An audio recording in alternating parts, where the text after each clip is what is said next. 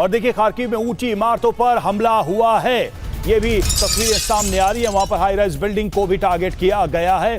Building की कई मंजिलों पर आग लग गई है इन हमलों की वजह से।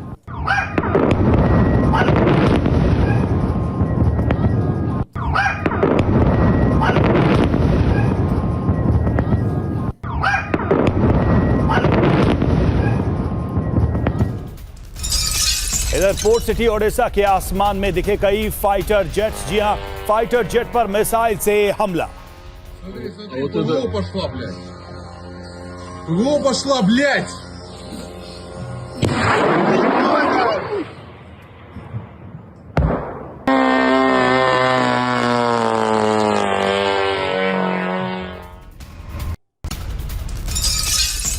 और उधर रूस ने गेरॉन ड्रोन से भी हमला किया है। रूसी हमले में यूक्रेन में कई जगह पर आग लग गई है। तो देखिए किस तरह से ड्रोन्स का भी बड़े पैमाने पर इस बार रूस ने भी इस्तेमाल किया है यूक्रेन पर अटैक करने में।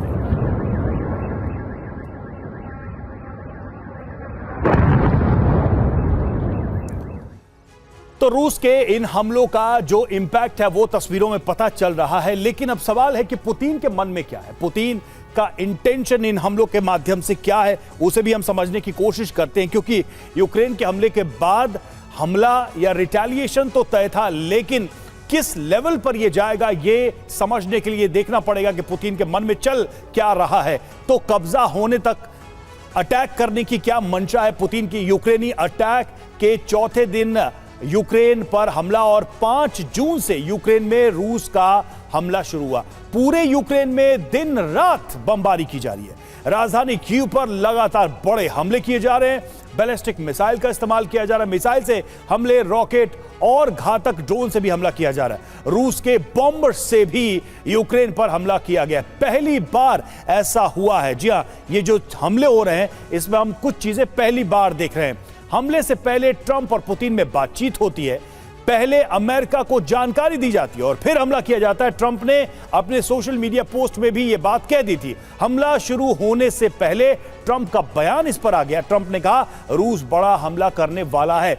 अब इसमें बड़ा सवाल है कि जब यूक्रेन पर रूस का कब्जा होने वाला है, क्या अब ये स्थिति आ गई है कि यूक्रेन पर कंट्रोल रूस का होने वाला है? अतुल सर, ये सवाल मैं आप ही के पास लेकर आ रहा हूं। एक सवाल तो ये कि क्या यूक्रेन पर एक कह सकते हैं कि एक कंट्रोल की सिचुएशन में पुतिन आने वाले हैं इस बार की सीरीज में, और दूसरा क्या ज़ेलेंस्की को पता नहीं था कि इतना बड़ा हमला करेंगे तो पुतिन चुप नहीं बैठेंगे? देखिए, ये तो जब ज़ेलेंस्की ने वो अटैक किया, स्पाइडर वेब का अटैक मारा, तो उनको ये भली भांति मालूम था कि इसका रिटेलिएशन तो होगा और पुतिन चुप बैठने वाले नहीं हैं। वो 3 साल से पुतिन को झेल रहे हैं और वो समझते हैं कि पुतिन की क्या स्ट्रैटेजी होगी। अब उसके पीछे उनकी मंशा ये रही होगी, शायद पुतिन इतना बड़ा अटैक कर दें कि उनकी पूरी दुनिया भर में उनको कंडेम किया जाए और यूरोप के पास एक और हथियार आ जाए कि पुतिन को कहा जाए कि अमेरिका को इन्वॉल्वमेंट कर दिया जाए। यूरोप चाहता है कि अमेरिका और इन्वॉल्व हो इस वॉर में, तो चाहते तो वो यही थे।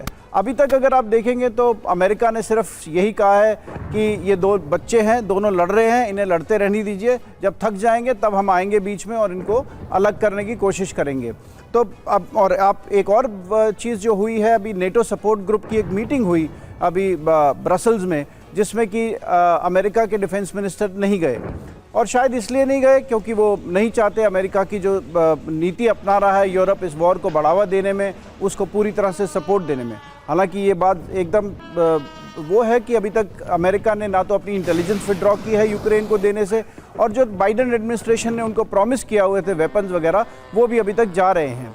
तो अमेरिका भी एक दोहरी नीति अपना रहा है इधर पूरी तरह कैसे। और वहाँ रशिया जो है, रशिया ऑक्यूपाई नहीं करना चाहता है यूक्रेन को, उसका मकसद ऑक्यूपाई करना नहीं है। उसने जो टेरिटरी ली है उसकी 20%, वो एक बफर जोन चाहता है। लेकिन वो चाहते तो हैं कि कीव को अपने कंट्रोल में ही रखे, वहां सत्ता अपने हिसाब की हो। हाँ, ये तो चाहते हैं वो ये जरूर चाहता है पुतिन की जो कीव है वो एक पपेट रिजीम ना रहे वहां पर, जो वेस्ट की पपेट रिजीम हो। और वो ये भी चाहता है, उसने अपने कार्ड्स एकदम ओपन कर दिए हैं कि वो नहीं चाहता कि उसकी सेना में भी लिमिटेड सेना हो, उसकी लिमिटेड आर्म्ड फोर्सेस हो। तो ये सब पुतिन के बड़े कार्ड्स खुले हैं। दूसरी तरफ देखें तो यूरोप के कार्ड्स खुले हुए नहीं हैं कहीं पर भी। उन्होंने अपने कार्ड्स नहीं खोले अभी तक पूरी तरीके से। और पुतिन के कार्ड्स कंफ्यूज टाइप के दिखाई दे रहे हैं कि वो क्या करने वाले हैं, सब गैस ही कर रहे हैं मुझे लगता है।